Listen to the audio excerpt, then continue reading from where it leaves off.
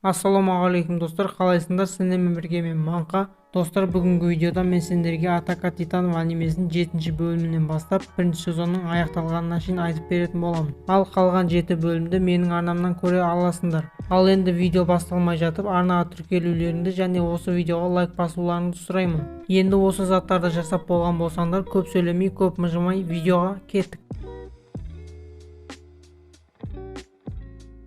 Микасаны Армин алып кетеді. Сосын олар Титанның қалай төбелесіп жатқанын көреді. Сосын ол стойкаға тұрады және оның стойкаға тұрғанын олар көріп таң қалады. Және оны олар өз пайдаларына пайдаланбақ болады. Солай олар сол Титанды алып газ қоймасына апарып, сол жердегі Титандарды өлтірмек болады. Кейін ол жерге Жан және тағы да басқалары келіп үлгереді, бірақ сол кезде оларға Титандар шабуыл жасайды. Бірақ сол кезде әлгі Титан келіп оларға көмектесіп қалады. Армин газ қоймасының ішіндегі Титандарды өлтіруге план құрады және оны басқаларына айтады. Сосын олардың пландары іске асады және аппараттарын газға толтырып алады. Бір кезде оларға көмектескен Титанды басқа Титандар жеп жатады, ал Микаса оған көмектеспек болады. Сол кезде әлгі Титан Эреннің командасын өлтірген Титанды көріп қалады. Сосын ол орнынан атып тұрып әлгі Титанның арқа мойнын тістеп өлтіреді. Солай ол әлсіреп жерге бетімен былш етіп құлайды. Сосын сол Титанның ішінен Эрен шығады және оның денелері сып-свежий болып восстановить етіліп тұрады. Және бұл олардың барлығын Эрен құтқарды деген сөз. Алайда бұлардың біреуіне қарамай Эренді қауіпті деп ойлайды. Және олар Эренді өлтірмек болады, бірақ Микаса мен Армин Эренді өлтіруге қарсы. Бірақ олар оған қарамай атуға приказ береді. Сосын Эреннің есіне бірдеңе түседі. Эрен әкесінің жасаған экспериментінен кейін осындай Титанға айналған екен. Сосын ол тағы да бірдеңені есіне түсіреді. Оған әкесі үйіндегі подвалдың күлішін берген екен. Және ол жерде әкесінің тыққан неше түрлі құпиялары бар екен. Сосын Эрен есін жиып жартылай Титанға айналып Микаса мен Арминді және өзін құтқарып қалады. Және солай оларды қайтадан атпақшы болады. Бірақ бір кезде Пиксес деген главный офицерлердің бірі шығып оны тоқтатып қалады. Сосын Армин сол главный офицерге ұсыныс тастайды, яғни олар Эренді Титанға айналдырып, жердегі ең дәу деген тасты алып, сынған стенаны бітемекші. Главный офицер Пиксес ұсынысты қабыл алады және ол ұсынысты басқаларына хабарлайды. План бойынша солдаттар Титандарды өздеріне қарату қажет, ал Эрен сол моментті пайдаланып жердегі тасты алып, стенаны бітеу керек. Сосын Эренмен бірге Эрен контрольдан шығып кетпесін деп сарбаздарды жібереді. Солай ол тастың қасына келіп Титанға айналады және ол сол жерде өзін басқара алмай Микасаға шабуыл жасайды. Кейін олар Эренді тоқтатады және олар Эреннің денесінің восстановить етілмей жатқанын көреді. Ал сол кезде Армин келіп Эреннің жаны жеріне пышақ тығып Эренге көмектесіп қалады. Солай Эрен есін жияды және жердегі тасты алып стенаға қарай бет алып стенаны полный бекітіп тастайды. Осыдан кейін Эрен әлсіреп есін жия алмай қалады және сол кезде оларға Титандар шабуыл жасап жатады. Сол кезде Леви деген разведкорпус гильдиясының капитаны келіп оларды құтқарып қалады. Олардың пландары іске асады, бірақ Эренді түрмеге қамап қойған және олар кілт жайлы барлығын Эреннен сұрап біліп алады. Леви Эренді разведкорпус гильдиясына алғысы келеді және барлық жауапкершілікті өз мойнына алатынын айтады. Бірақ бұл шешімді өзі қабылдай алмайды екен. Қала тұрғындарының біразы Эренмен бірге сарбаздардың жұмыс жасағанын қаламайды және олар Эреннің өлгенін қалайды. Сосын барлық гильдияны басқаратын Дариус Закли деген бір адам келеді. Ол адам Эреннің өлетінін, болмаса разведкорпус гильдиясына түсетінін шешетін адам екен. Солай сот басталады. Сосын Эрен сол жерде өзін басқара алмай, сол жердегілерге сендер Титандардан тығылып өмір сүретін жүрген сорлысыңдар дейді. Ал сол кезде Леви келіп оны соққыға жығады. Леви Дариус Заклиге бұл күшікті маған тапсырыңыз, көріп тұрғаныңыздай мен бұл күшіктің үнін өшіре аламын және ол маған ештеңе істей алмайды дейді. Дариус Закли Эренді разведкорпус гильдиясына жібереді және Эрен ол жерде тапсырма орындайды. Ал егер тапсырманы орындай алмаса, Эренді өлтіреді екен. Кейін Эренді бір отрядқа қосады және олармен бірге жүрген басқа бір отрядта Леви болады. Ал олар сол жердегі бір қамалды күзетеді. Ал ол жерде Эрвин деген капитан отыр екен. Және ол басында ешкімге айтпай Титандарды өлтіруге арналған бір план құрып қойған екен. Және ол бұл планды орындамай жатып сол жердегілерді дайындыққа жібереді. Және сол жерге Микаса мен Армин баратын болып шығады. және солармен бірге Жан да барады екен. Және ол военный полицияға түсемін деген шешімін өзгерткен екен. Ханжи разведкорпус гильдиясының майоры екен. Және олардың өздерінің зерттейтін титандары бар екен. Және сол титандарға әртүрлі эксперименттер жасайды екен. Бірақ ертесіне ол титандарды біреулер өлтіріп кеткені белгілі болады. Және Ханжи бұл жағдайды көріп өзін ұстай алмай ашуға булығады. Және Ханжи бұл титандардың өлімі жай ғана өлім емес, бұл өте ауыр қылмыс дейді. Ал бұның себебі олардың жасаған неше түрлі эксперименттерінің заяға кеткендігі. Сосын Микаса мен Армин Эрнді көреді, ал Эрн разведкорпус гильдиясына түсіп қойғанын айтады. Армин, Микаса және де тағы да басқалары гильдияның логотипі бар форманы киіп алады. Ал гильдияның логотипінің мағынасы бостандық деген сөз екен. Және солай оларды дайындыққа жібереді. Эрвиннің планы бойынша олар домалақ болып жүру қажет және бірін-біріне деген расстоянияны жоғалтпау керек. Сосын олар түтін ату арқылы бірін-біріне белгі береді екен. Егер қызыл түтін ататын болса, титанды байқады деген сөз екен.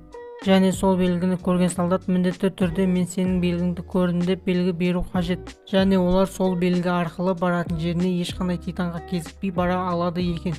Бір кезде бір титан шығады және ол Эрнді іздеп жүрген болады. Және ол титан команданың құрылған ортасына бара жатады.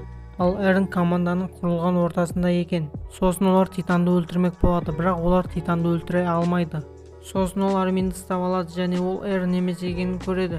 Сосын ол Арминді жіберіп қайтадан жүгіріп кетеді. Және Армин ол титанның жай титан емес екенін түсінеді. Яғни ол титанды Эрн секілді біреу басқарып отырғанын біледі. Жан және Райнер сол титанды өлтірмек болады, бірақ ол титан ең әлсіз жерін қолымен жауып қояды. Солай олар титанға ештеңке істей алмайды. Эрвин және солдаттар орманның ішіне кіріп кетеді, ал қалған солдаттар орманның сыртымен жүреді. Армин және тағы да басқалары орманның сыртында тұрыңдар деп приказ алады. Және олар сол жерге келген титандарды өлтіруі керек. Және титандар ұзынағаштардың кесірінен оларға ештеңке істей алмайды. Ал сарбаздар титандардың ештеңке істей алмайтындығын көріп оларды өлтірмейді. Сосын әлгі әйел титан Левидің отрядына шабуыл жасайды. Ал Леви оларға қандай жағдай болмасын тек алдыға қарай жүре беріңдер дейді. Және олай айтқанның себебі Эрвиннің бір планы бар еді. Солай пландар іске асады және әйел титанды ұстайды. Бірақ оның кесірінен көптеген сарбаздарды жоғалтады. Бірақ әлгі әйел титан Леви оны өлтірмек болған кезде ол өзінің ең әлсіз жерін қолымен жауып қояды. Және сол жерді тастай қатты қылып қатырып тастайды. Сосын ол титанды жай пышақпен кесіп өлтіре алмайтындарын түсінеді. Және оның қолын көптеген бомбалармен жарып арқа мойнын кесіп өлтіруіміз қажет деп есептейді. Бірақ олардың сөзін әлгі әйел титан естіп бар даусымен айқайға басады. Және сол жердегі барлық титандарды өзіне шақырып алады. Бірақ сол жерге келген титандардың барлығы әлгі әйел титанды жеп жатады.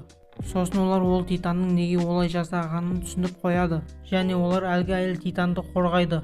Бірақ ол әрекеттерінен ештеңке шықпайды. Сосын әлгі әйел титан адам кейпіне оралып қашып кетеді. Эрвин артқа қайтамыз деп шешім қабылдайды және оны басқаларына білдіру үшін аспанға көк түтін атады. Сосын Эрвин біздің гильдияда сатқын бар және ол сатқын әлгі әйел титан деп ойлайды. Сосын сол титан шығады және ол титан Эрнді іздеп жүр екен. Кейін оның алдынан біреу шығады және оны өлтіріп тастайды. Сосын ол сол жерде қайтадан титанға айналып Эрнді тауып алады. Леви Эрнға сен қаш, титанды өзіміз тоқтатамыз дейді. Бірақ титан оларды өлтіріп жатады, ал Эрн олардың өліп жатқанына шыдамай титанға айналады. Бірақ әлгі титан Эрннің титанынан мықты болып Эрннің титанын өлтіріп тастайды. Сосын әлгі титан Эрнді аузына салып қашып кетеді. Леви мен Микаса титанның артынан барады және ол титанның қатты шаршағанын көреді. Және олар сол сәтті пайдаланады. Микаса титанды өзіне қаратады, ал Леви сол кезде титанның аяқ-қолын қимылдай алмайтындай етіп кесіп тастайды. Сосын олар титанның аузынан Эрнді алып қашып кетеді. Ал титанды өлтірмеген себебі Эрвин оларға титанды өлтірмеңдер деп приказ берген екен.